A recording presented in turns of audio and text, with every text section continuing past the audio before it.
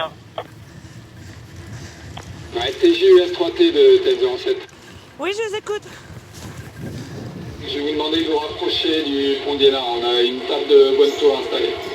C'est reçu, donc pour info, on va se positionner dans le jardin au niveau du pilier nord de la Tour Eiffel, reçu. Ouais, Sandrine et ses deux collègues appartiennent à une unité qui circule en VTT.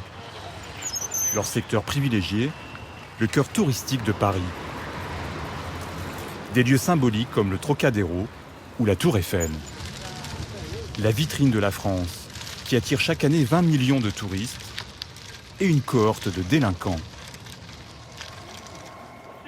À 3 km de là, depuis un PC vidéo, Michael a la main sur les yeux de la Tour Eiffel. Ce policier appelé opérateur a repéré une équipe de joueurs de Bonneto. L'un des fléaux du secteur. Cette activité est interdite sur la voie publique. Donc, il y a 3 gobelets et le manipulateur a une balle en mousse souvent, ou un jeton, et sa balle en mousse, il la met sous un des 3 gobelets et après il bouge les gobelets.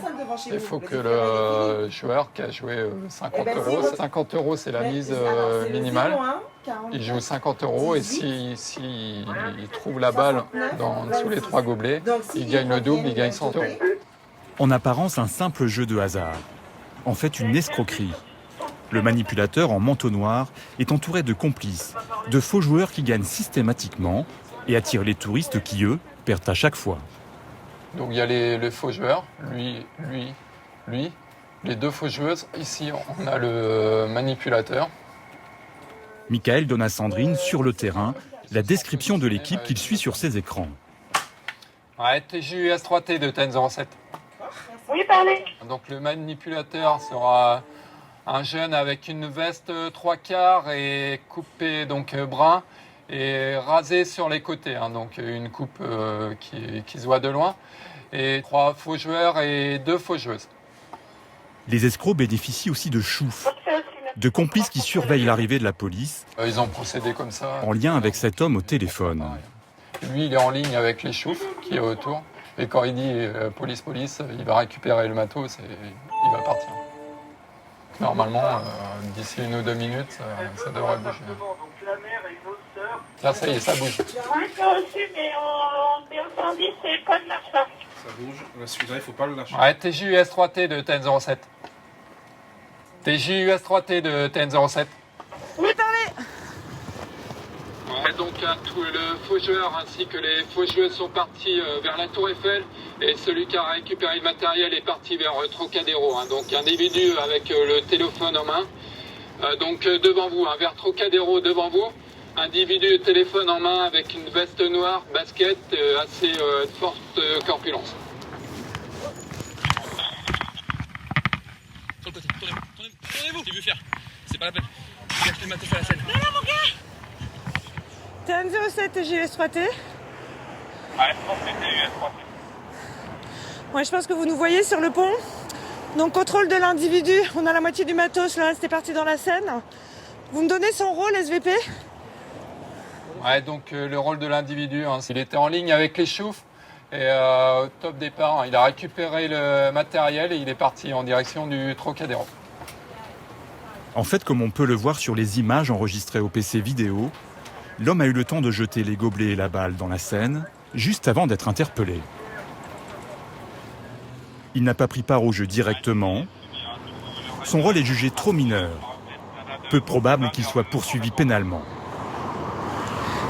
Ouais, c'est reçu. Ah, madame, merci beaucoup. Sandrine préfère le laisser partir pour se concentrer sur les auteurs principaux. Guidé par Michael et ses caméras, On a une fausse joueuse qui a dû passer devant vous, une veste marron avec le col blanc. Sandrine et ses collègues finissent par retrouver quelques centaines de mètres plus loin l'une des fausses joueuses du groupe.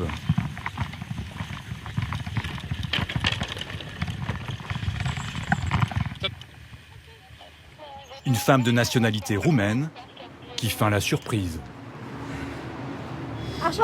C'est comme ça que vous traitez les touristes ? Vous arrêtez les touristes comme ça ? C'est pas bon, hein ?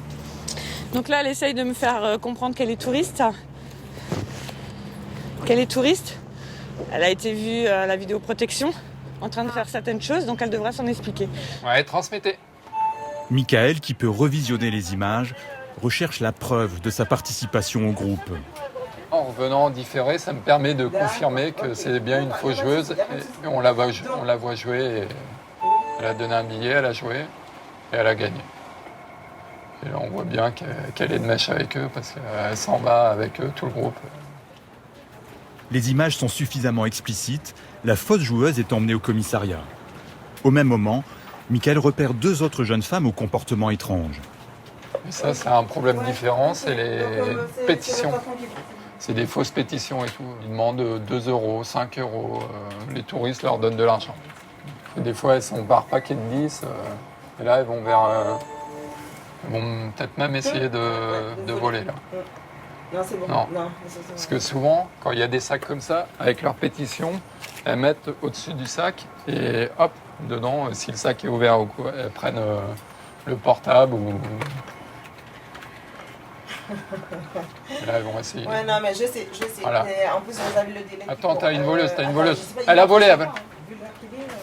Arrête Tango, Tour Eiffel de TN07. On a un vol en direct aux caméras au niveau du pont d'Iéna, une Roumaine à la pétition qui a volé sans doute un portefeuille à touriste asiatique. Elle passe devant le carrousel, manège du carrousel vers promenade des Australiens. Ouais, c'est reçu, on est dessus. La scène s'est déroulée très vite. Pour être sûr, Michael la revisionne. Et là, elles partent décider. Ils ont vu de victimes idéales, des touristes asiatiques qui ont souvent pas mal d'argent sur eux. Bien souvent, ils sont un petit peu dans la lune en plus et ils ne sont pas assez méfiants. Et là, dans la poche, hop, elle est en train de travailler dans la poche et elle part avec. On n'a pas de souci avec ça là, donc on va repasser un peu, je vais essayer. L'image est furtive.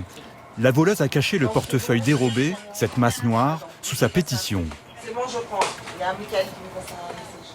Donc elles sont deux filles, celle qui a volé, donc veste en cuir noir, sac en bandoulière rouge, et la deuxième avec un bonnet. Ok, on est au contact.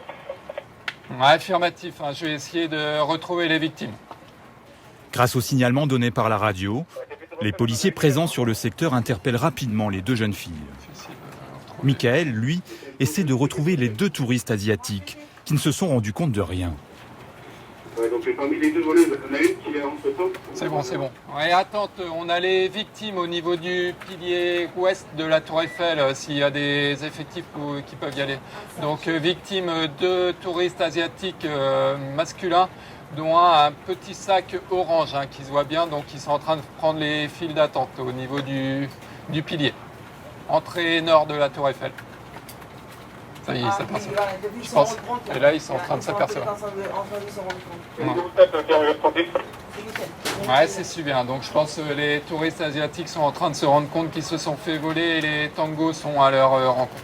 Donc là, c'est une bonne affaire parce que avec la victime, ça appuie le vol. Parce qu'elle peut dire non, j'ai rien eu de volé. Les 2 touristes, des Coréens, confirment s'être fait voler un portefeuille avec 200 € à l'intérieur.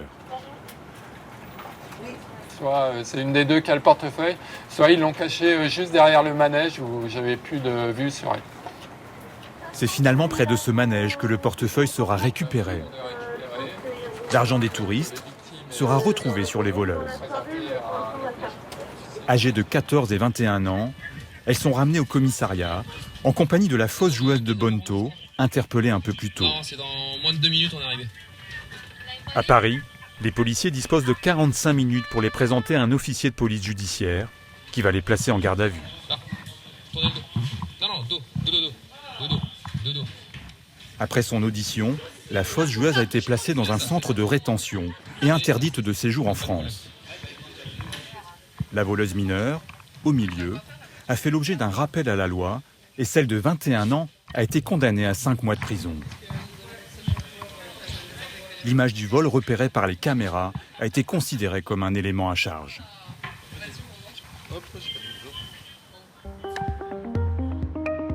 Paris est équipé de 2750 caméras. Leur nombre a triplé en quelques années.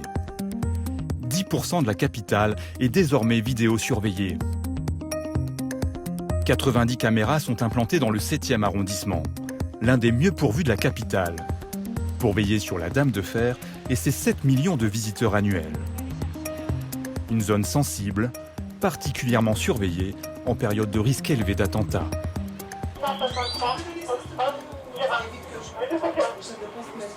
En poste ici depuis 6 ans, Michael a toujours un œil sur les écrans, une main sur le joystick. Il passe 12 heures en continu dans ce local sans fenêtre. C'est une pause, mais une pause en travaillant. Car le temps de repos n'est jamais très long, les escrocs, eux, ne font pas de pause. De nouveau une table de Bonto. Un joueur, un vrai cette fois-ci, tombe dans le piège. Il mise 2 billets de 50 €. Le manipulateur insiste. Il en joue encore un.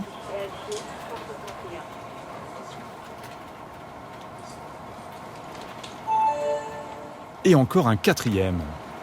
Et tout le monde l'embrouille, il se met autour et tout, donc là il est perdu. Et là il comprend pas. En 20 secondes, il a perdu 200 €. Il tente de protester. En vain. Et là il laisse plus s'approcher. Et les 200 €, ils sont dans la poche du manipulateur. Et là il est dégoûté. TJUS 3T de TN07. Ouais, juste pour vous aviser, hein, on a des joueurs de Bonto au niveau du pont d'Iéna, la même position qu'hier, hein, donc vous m'avisez quand vous êtes à proximité. Quelques minutes plus tard, Sandrine interpelle l'équipe, cette fois-ci quasiment au complet, avec notamment le manipulateur. Arrête-toi, viens voir. Viens voir, viens voir. Viens voir. Viens voir. Je t'explique, Voilà. Il tente de s'enfuir. Oh! Viens là! Delta, j'ai un individu en fuite qui vient vers vous.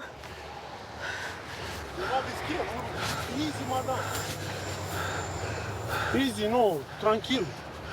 Qu'est-ce que Papier? Les 2 collègues de Sandrine arrivent pour la fouille, qui se révèle fructueuse. Tu recules.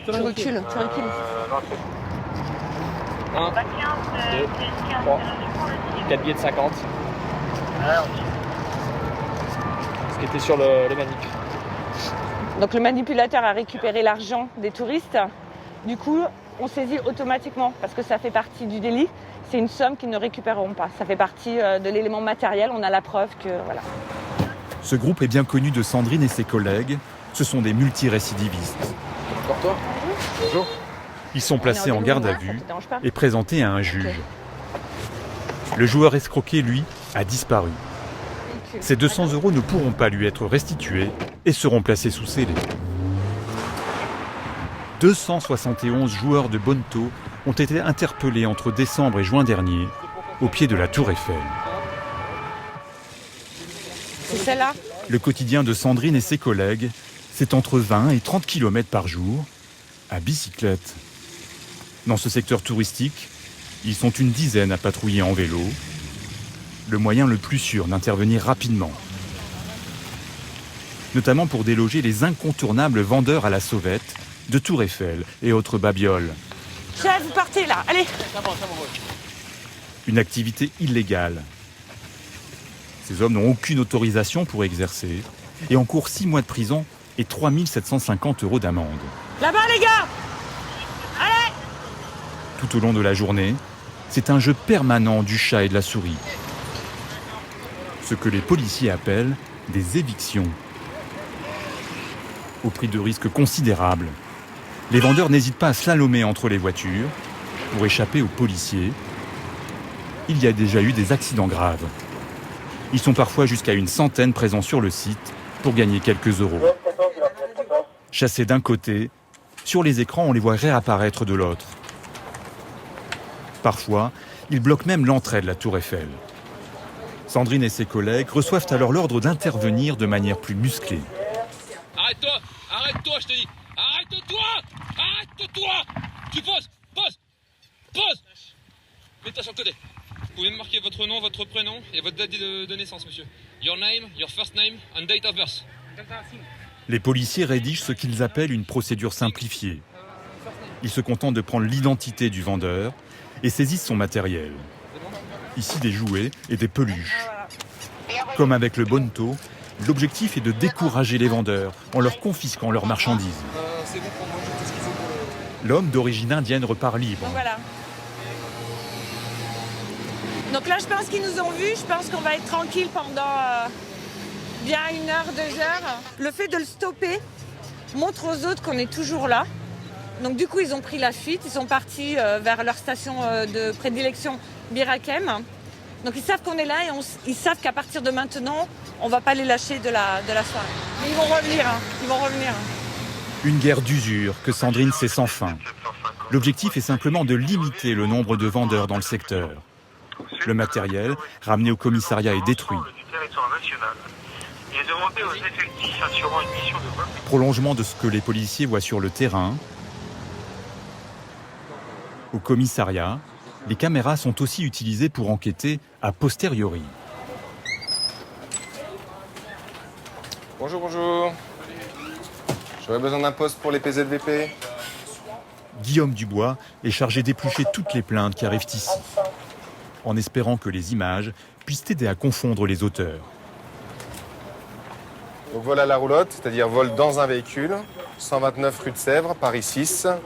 Entre 16h30 et 16h35, on a un délai très très court. Il a garé son véhicule à 16h30, il a laissé son sac sur le siège avant droit côté passager. Il a fermé les portes sans les verrouiller puisqu'il allait faire rapidement une course. Il sort du magasin 5 minutes plus tard, plus de sacoche. Donc là, on a une chance d'avoir quelque chose. Si, bien entendu, il y a une caméra qui nous prend le 129 rue de Sèvres. Les faits se sont déroulés 17 jours plus tôt. Les images sont conservées pendant un délai légal d'1 mois. Guillaume peut donc les visionner en différé. Le 20, 12, 82. Alors, vous voyez, le 129, il est ici, à côté de rue Maillet. On a une caméra ici, mais le champ de vision, à mon avis, n'ira pas jusqu'à là. Rue de Sèvres. Premier croisement. Alors, rue Maillet, elle doit être ici. Donc le véhicule était sûrement garé. Je ne sais pas si vous arrivez à voir avec mon doigt. Là, on voit le deuxième feu rouge là-bas. Ça va être difficile de voir un homme se faufiler à l'intérieur du véhicule pour piquer la sacoche du monsieur. Donc là, négatif, et je mets hors champ. Dans une autre affaire de vol, commise le matin même, 700 € dérobés dans une voiture garée sur cette place. 2 caméras sont en théorie disponibles. Dans les échafaudages. Ah. Ça commence mal. La seconde caméra a, elle, un autre problème.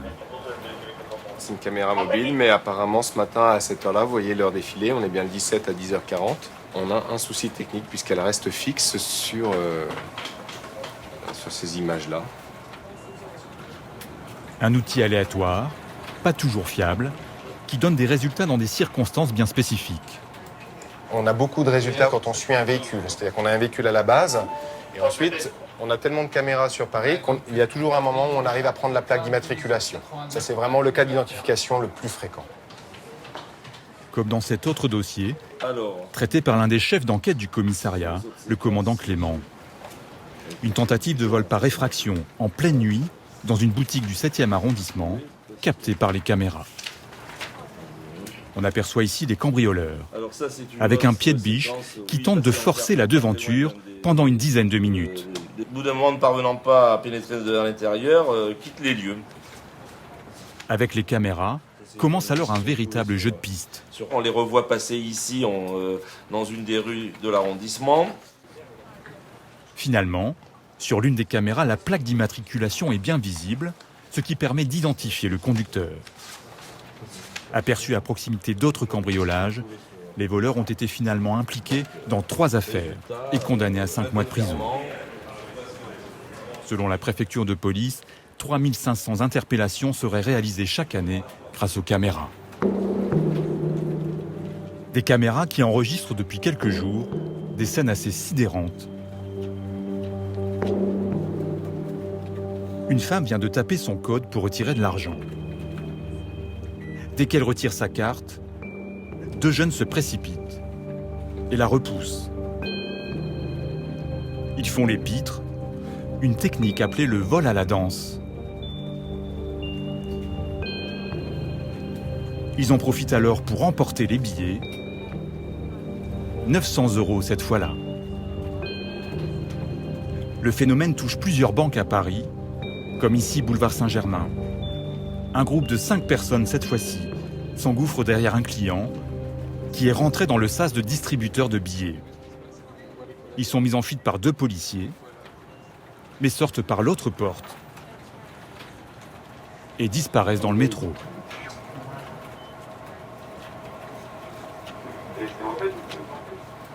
Dans son PC, le jour même, Michael décide de fixer ses caméras sur les distributeurs qui ont été visés.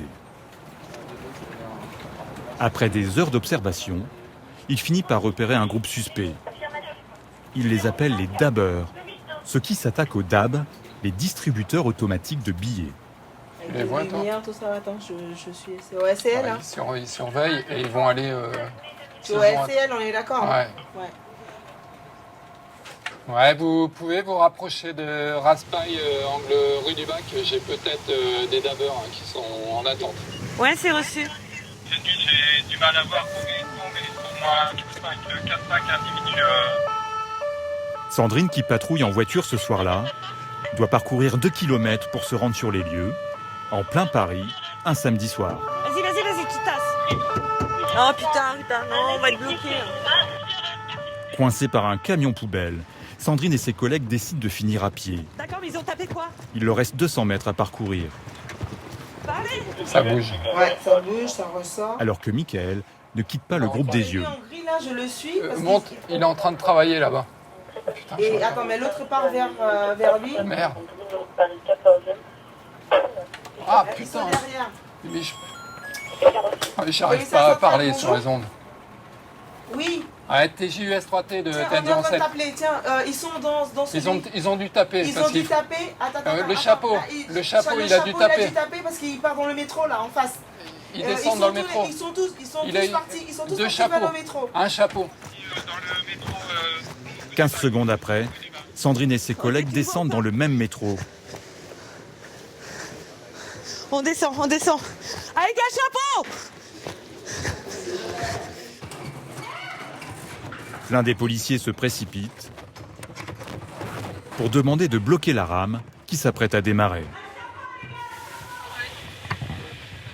Pour l'instant, en fait, on a des jeunes qui viennent de voler un distributeur. On a une description, mais... Putain, il était là ou alors il est parti dans l'autre? Grâce à la description donnée par Michael, les policiers tentent de repérer les suspects. Sont-ils montés dans cette rame bondée? Ont-ils eu le temps de prendre un métro dans l'autre sens? Impossible de les retrouver. C'est bon? Le métro repart. Cette fois-ci, l'homme au chapeau et ses complices ont eu de la chance. Cela s'est joué à quelques secondes. Depuis notre tournage, une équipe de dabbeurs a été interpellée par des collègues de Sandrine. D'autres équipes continuent de sévir dans le même quartier.